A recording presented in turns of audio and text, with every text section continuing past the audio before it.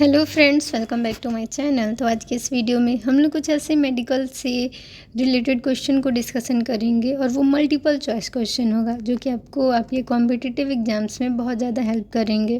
तो अभी government vacancy बहुत ज़्यादा आ रही है, तो आप लोग उसके अनुसार तैयारी स्टार्ट कर दीजिए और मैं ट्राई करूँगी कि डेली आप लोग को एक एक वीडियो प्रोवाइड कर ही दूँ। तो चलिए वीडियो को स्टार्ट करते हैं और क्वेश्चन सेशन को स्टार्ट करते हैं। तो ये हमारा मल्टीपल चॉइस क्वेश्चन है, तो एक एक करके सारे क्वेश्चन को सॉल्व करेंगे। पहला क्वेश्चन है, what is the normal range for end tidal CO2। तो EtCO2 कह सकते हैं इसको, end tidal volume of carbon dioxide. तो नॉर्मल रेंज कितना होता है EtCO2 का? तो पहला ऑप्शन है 30 to 40 mmHg, दूसरा है 40 to 50 mmHg, तीसरा है 50 to 60 mmHg, चौथा है 60 to 70 mmHg। तो राइट आंसर होगा पहला ऑप्शन, 30 से 40 का जो रेंज है वो नॉर्मल है EtCO2 का। सेकंड क्वेश्चन है, which parameter is monitored to access cardiac output. Cardiac output को एक्सेस करने के लिए कौन सा पैरामीटर हम लोग देख सकते हैं, मॉनिटर कर सकते हैं? पहला है ब्लड प्रेशर, दूसरा है हार्ट रेट, तीसरा है रेस्पिरेटरी रेट और चौथा है पल्स ऑक्सीमेट्री। तो पहला जो ऑप्शन है हमारा ब्लड प्रेशर, ब्लड प्रेशर को अगर आप मॉनिटर कर रहे हैं तो आपको कार्डियक आउटपुट का लगभग पता लग जाएगा।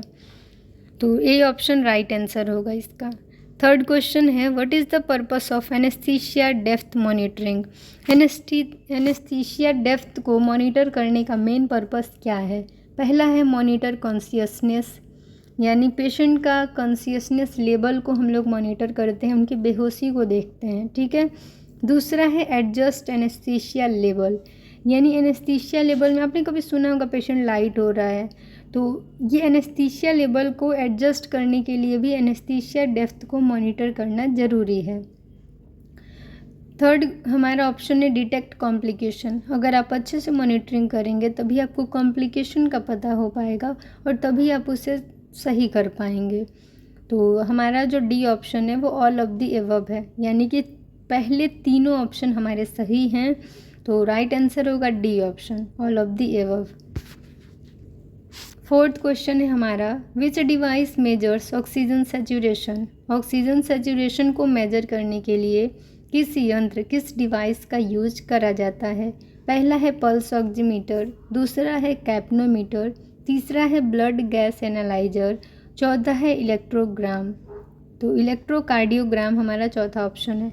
तो इस क्वेश्चन का राइट आंसर होगा ए ऑप्शन, पल्स ऑक्सीमीटर जो है ऑक्सीजन सैचुरेशन को मेजर करने के लिए यूज करा जाता है।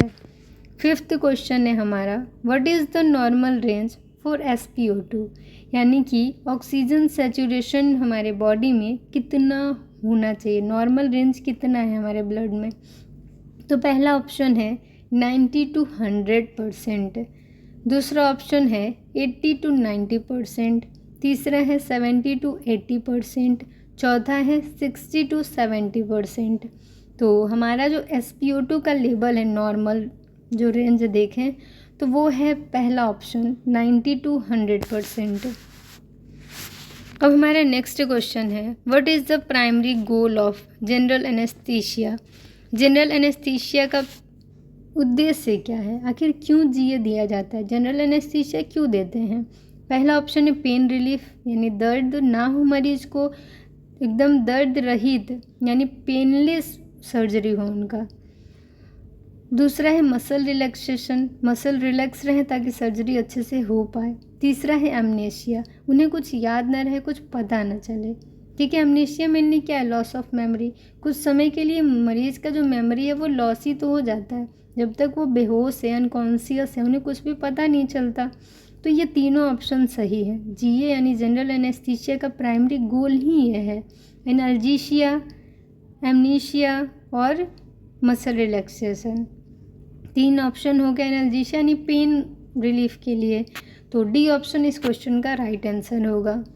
सेकेंड क्वेश्चन हमारा है, which anaesthesia technique is used for pain management. Pain management के लिए कौन सा एनेस्थीसिया टेक्निक मोस्टली यूज करा जाता है? पहला है जनरल एनेस्थीसिया, दूसरा है रीजनल एनेस्थीसिया, तीसरा है लोकल एनेस्थीसिया, चौथा है सिडेशन, राइट आंसर होगा बी ऑप्शन रीजनल एनेस्थीसिया।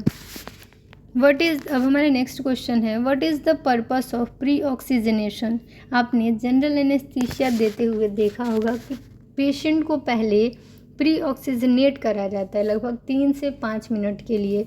वो क्यों करा जाता है, उसका पर्पस क्या है मेनली।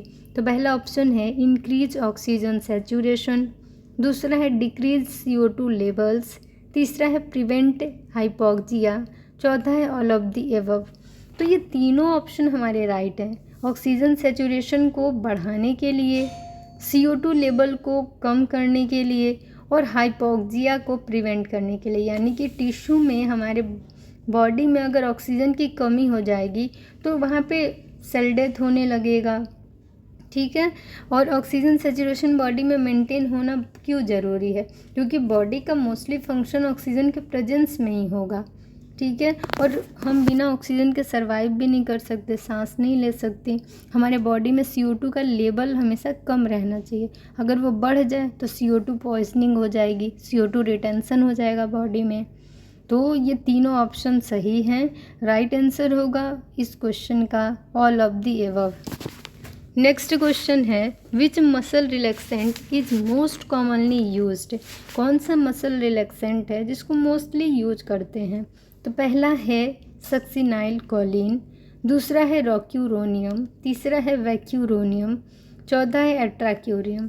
तो मेनली वैक्यूरोनियम का यूज़ भी मोस्टली अभी करा जाता है, लेकिन मसल रिलैक्सेंट जिसका कॉमनली यूज करा जाता है वो है एस्कोलिन यानी सक्सिनाइल कोलिन।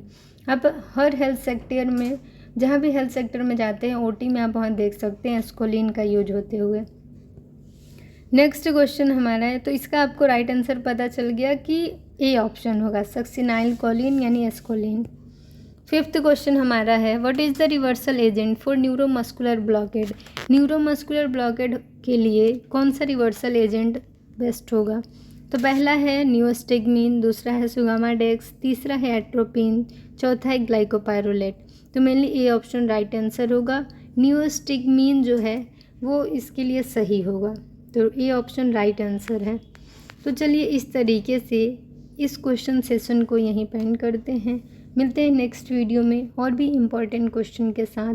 तो thank you for watching my video. Channel पे नए हैं तो चैनल को सब्सक्राइब कर दीजिए, बेल आइकन को प्रेस कर दीजिए ताकि आपको सारी लेटेस्ट वीडियो के अपडेट्स मिलती रहें। चैनल से जुड़े रहिए, अपना प्यार देते रहिए और सपोर्ट बनाए रखिए। कुछ भी कन्फ्यूजन डाउट हो तो कमेंट सेक्शन में कमेंट करिए। तो thank you and all the best for your exams.